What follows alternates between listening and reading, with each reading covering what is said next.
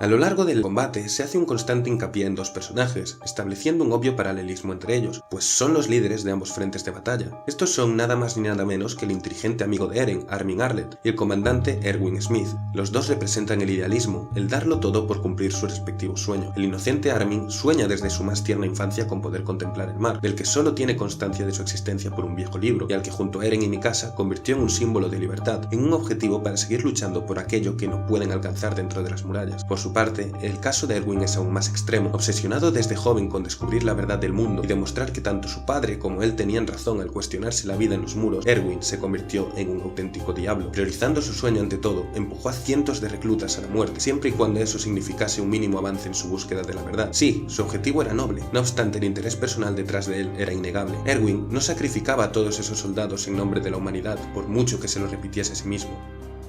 Lo hacía por su propio egoísmo. Y aquí voy a ser sincero. Creo firmemente que Erwin es uno de los personajes mejor escritos que he visto, y sin duda el mejor personaje de toda la obra hasta el momento. Me parece absolutamente espectacular construir a un personaje tan heroico que durante gran parte de la historia personifica la esperanza, el demostrar que la humanidad nunca se rendirá, que siempre luchará por asegurarse el mañana. Un personaje perfecto en todos los ámbitos, con gran carisma, valor, inteligencia, capacidad de liderazgo y gracias al cual la humanidad nunca había llegado tan lejos, solo para al final descubrir que no se trataba de una persona tan bondadosa o con unas intenciones tan puras como parecía. Porque sí, Erwin más de una vez demostró que no le importaba morir por sus compañeros, pero al mismo tiempo necesitaba quedarse en este mundo, necesitaba conocer la verdad por la que había luchado tanto, así que por mucho que desease la muerte, por mucho que se sintiese culpable por todos los sacrificios hechos, y por mucho que se odiase a sí mismo, aún debía seguir caminando sobre los cadáveres causados en nombre de su sueño, porque si no, todo habría sido en vano. Dios, Erwin es literalmente la fusión del Capitán América y Griffith de Berserk. ¿Cómo no va a ser el putísimo mejor personaje de Attack on Titan?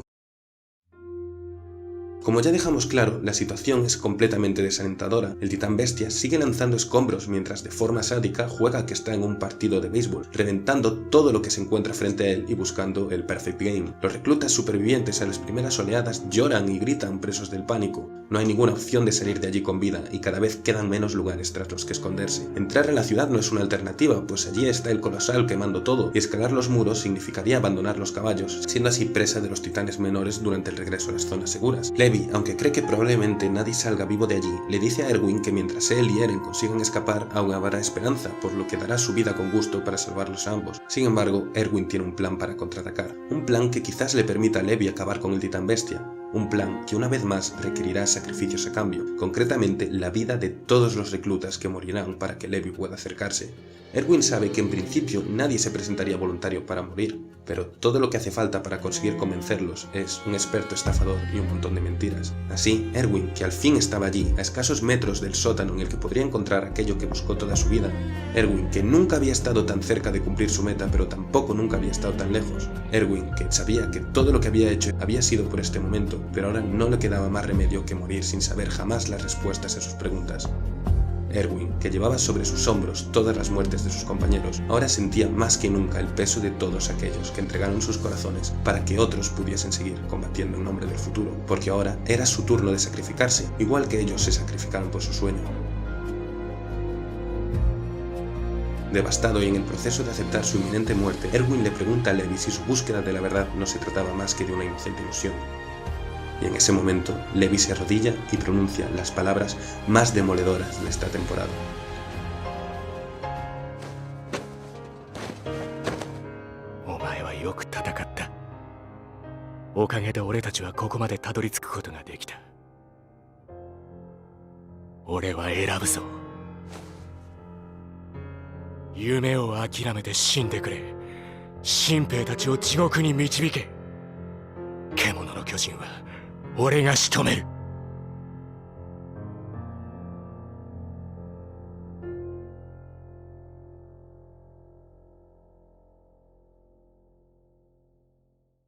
¿Vosotros sabéis lo que es hacer que el puñetero Levi, el personaje más badass de todos, se arrodille como máxima expresión de respeto ante el hombre que le dio una meta en la vida, le mire directamente a los ojos, le agradezca todo lo que hizo y le pida sin contemplaciones que abandone su sueño y muera, llevándose con él al infierno al resto de inocentes reclutas? Por favor, esta es una señora escenaza con todas las de la ley.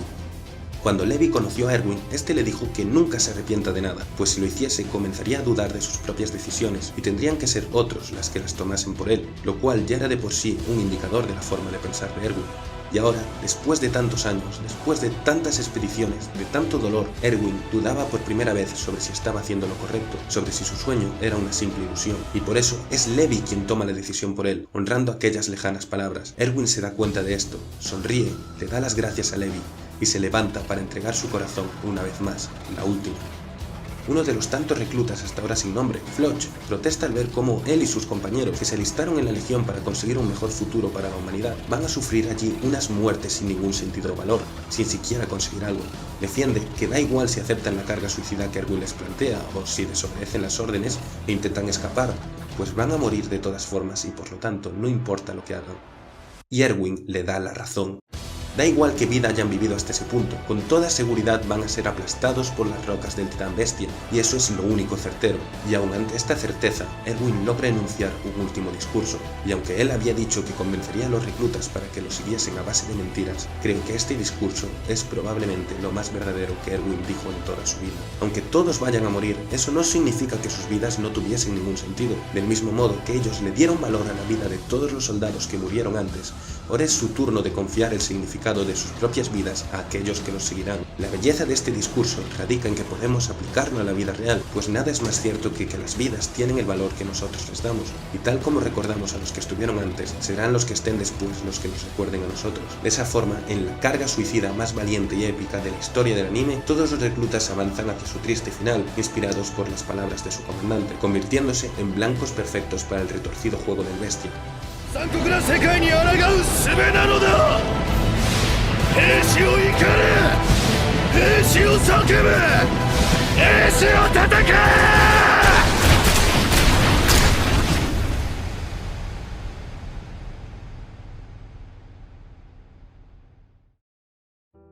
Como se veía venir, el bombardeo de rocas comienza a destrozar a los soldados y con ellos al comandante. Mención especial a Marlowe, quien en los últimos momentos de su existencia heredó el valor de Erwin y siguió liderando la carga antes de caer. Oleada de escombros tras oleada, el bestia aniquila a los valientes reclutas, pero para su sorpresa, todos los titanes que los rodeaban han sido asesinados por Levi, que en una escena con una calidad de animación que es una auténtica barbaridad, lo revienta en cuestión de segundos. Lástima que el titán cuadrúpedo, que había pasado desapercibido hasta ese momento, lograse rescatarlo, pues Levi se había contenido para no matarlo y así poder hacer que alguien que hubiese sobrevivido pudiese comérselo y heredar su poder titán. Su frustración al no haber podido cumplir su promesa es grandísima, pero por lo menos el sacrificio de la Legión no había sido en vano, pues había podido obligar al enemigo a retirarse. Paralelamente, la devastadora explosión del colosal obliga a Armin, quien había sido colocado al mando de su unidad por Erwin, a pensar en un plan para poder salvar a sus compañeros. Pese a congelarse en un primer momento al no saber qué hacer, acaba fijándose en que el titán colosal se está haciendo más pequeño, pues la energía de sus ataques le hace consumirse, como ya sabíamos desde la temporada 2. Esto hace que Armin decida dividir al grupo en dos. Mientras él y Eren se encargan del colosal, los demás deberán distraer al acorazado con las lanzas relámpago que quedan. No voy a hablar mucho del combate contra Reiner, más allá de que Hange hace acto de presencia tras sobrevivir a la explosión nuclear gracias al sacrificio de Moblitz, y que con su ayuda logran neutralizar al acorazado, solo para que el titán cuadrúpedo se lo llevase como hizo con el bestia, aprovechando la indecisión sobre si matarlo o no. Dios, realmente el titán cuadrúpedo es el MVP del lado de los titanes. Si el plan de Erwin ya os parecía una locura, el plan de Armin es una animalada. Con la idea de confundir a Bertolt y hacerle pensar que Eren está debilitado por la explosión, preparan una copia cristalizada de su forma titán. De ese modo, Bertolt creería que solo tiene que ocuparse de Armin, que lo distraería mientras Eren se prepara para atacarle desde atrás. Mientras preparaba el plan, Eren se preocupa por su amigo, preguntándole si realmente será capaz de aguantar, pero Armin le dice que no piensa dejarse matar sin haber visto el mar, y que escaparía si la situación se volviese demasiado difícil. Al igual que Erwin, Armin sabía perfectamente que el único resultado posible era la muerte, y usó una sarta de mentiras para convencer a su amigo de ejecutar el plan. Escalando hasta engancharse en los dientes del titán colosal después de haber comprobado que estos no se consumían como si lo hacían otras partes de su cuerpo, comienza su sufrimiento. Y es que aunque el propio Bertolt reconoce que Armin ha luchado bien, se dispone a acabar con él usando su vapor ardiente, acto que como sabemos le impide moverse. El titán se sorprende al ver que, pese a estar siendo literalmente quemado vivo, Armin no se suelta. Ignorando el inimaginable dolor que su cuerpo está sufriendo, Armin está dispuesto a aguantar lo que haga falta para que Eren pueda ganar. Aunque él no pueda ver el mar, quiere asegurarse de que su amigo de toda la vida pueda conseguirlo, confiándole así su sueño. Como acto de misericordia, Bertolt decide aumentar el calor para acabar rápidamente con él. Calcinado, Armin cae, pero todo su dolor no es malgastado, pues inmediatamente Eren aparece y nos ofrece los planos que llevábamos esperando ver desde que comenzamos esta historia.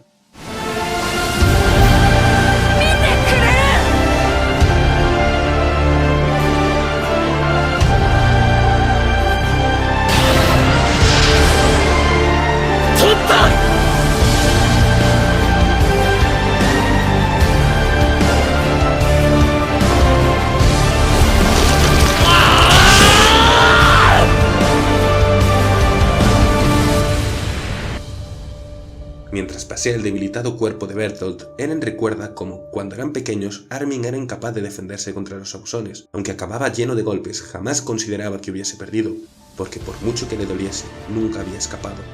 Esa filosofía había sido la que causó que Eren se interesase en conocer a Armin en primer lugar, y ahora la había vuelto a aplicar, solo que a una escala muchísimo mayor.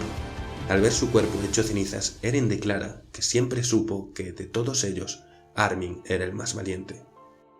¡Dios mío! El sacrificio de la Legión, el combate de Levi y el Titán Bestia, la caída del Titán Colosal, el valor de Armin, todo esto en un solo episodio. ¿Ahora entendéis por qué fue considerado el mejor de la historia de la televisión? Algo así sería el capítulo final de una temporada, pero en esta aún quedaban exactamente 5 más.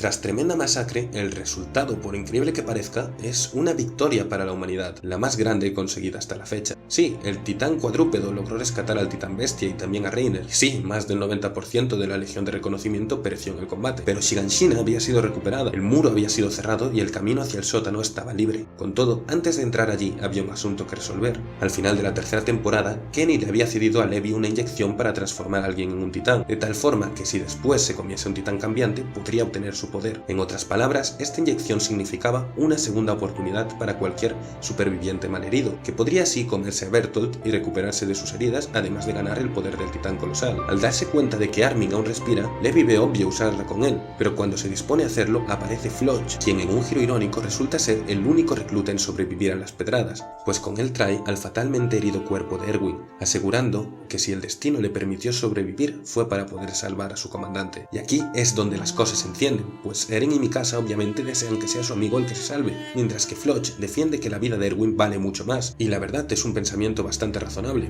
En un capítulo sin apenas acción o música, construido exclusivamente en base a esta discusión, encontramos de nuevo la gran calidad de la escritura de Isayama. Es Levi quien se ve en la encrucijada de decidir y defenderse de la insubordinación de Eren y Mikasa, siendo esta la misteriosa escena postcréditos de la primera parte de la tercera temporada que tantas dudas había traído. Para Levi, Erwin lo es todo, es el hombre que le dio sentido a su existencia y un lugar en el mundo. Dicen que los Ackerman desarrollan un vínculo especial, eterno e irrompible hacia la persona más importante para ellos. E igual que para Kenny era Uri y para Mikasa es Eren, para Levi esa persona era Erwin. Así que por mucho que les doliese a los demás, no había nadie en el mundo capaz de convencerle para no traer de vuelta a su amigo pudiendo hacerlo. Cuando se dispone a ponerle la inyección, Levi recuerda las últimas palabras de su mentor Kenny. Todo el mundo tenía que emborracharse con algo para poder seguir. Todos eran esclavos de algo. Levi también recuerda su última conversación con Erwin y la esperanza de Armin de ver el mar. Ahí es cuando se da cuenta de que ellos dos son, como Kenny decía, esclavos de sus respectivos sueños. El repentino espasmo delirante de Erwin, rechazando así la inyección, es la gota que colma el vaso, pues el moribundo comandante, en sus últimos pensamientos, cree volver a ser un niño en medio de clase, levantando la mano para preguntarle a su padre sobre el mundo exterior. Es en ese instante donde Levi toma su decisión. Erwin había vivido toda su vida siendo esclavo de su deseo de conocer la verdad. Incluso en el mismísimo final no podía pensar en otra cosa. Sus últimos retazos de vida eran esa pregunta, como si todo su ser se basase en conocer qué había más allá. Daba igual que viese o no lo que había dentro del sótano, pues hubiese lo que hubiese, jamás cumpliría sus expectativas. Si Erwin había llegado tan lejos, era para conocer la maldita verdad. Era la única cosa por la que seguía viviendo. Pero, una vez lo hiciese, ¿qué quedaría de él? ¿Seguiría luchando por el bien de la humanidad? ¿O, en cambio, su vida habría perdido todo sentido, empujándole a una mayor desolación? Con Armin, la situación era diferente. Sí, él soñaba con ver el mar, pero sus aspiraciones no acababan ahí, pues el mar solo era un símbolo de algo mayor. Él seguiría luchando por la libertad que buscó toda su vida, porque aún no había llegado al punto de intoxicación en el que se encontraba Erwin. Armin tenía un sueño y una gran ilusión por cumplirlo, pero eran muchas más cosas que ese sueño, no como Erwin, que se había convertido en una sombra de sí mismo. Mucha gente dice que la primera parte de la temporada no es tan buena como esta, pero sin ella y sobre todo sin la escena final de Kenny, la decisión de Levi sería distinta, pues son las palabras de Kenny las que salvan la vida de Armin y las que liberan a Erwin de su esclavitud, porque al dejar morir al delirante Erwin, Levi le había permitido hacerlo con la inocente ilusión de antaño, cuando querer conocer la verdad era solo curiosidad y no una obsesión. Le había liberado del infierno en el que su vida se había convertido, y sobre todo, le había devuelto el control de su vida, aunque solo fuese un instante. Como dijo un usuario de Tumblr en un maravilloso post que os dejaré en la descripción, Erwin Smith murió triunfante y libre.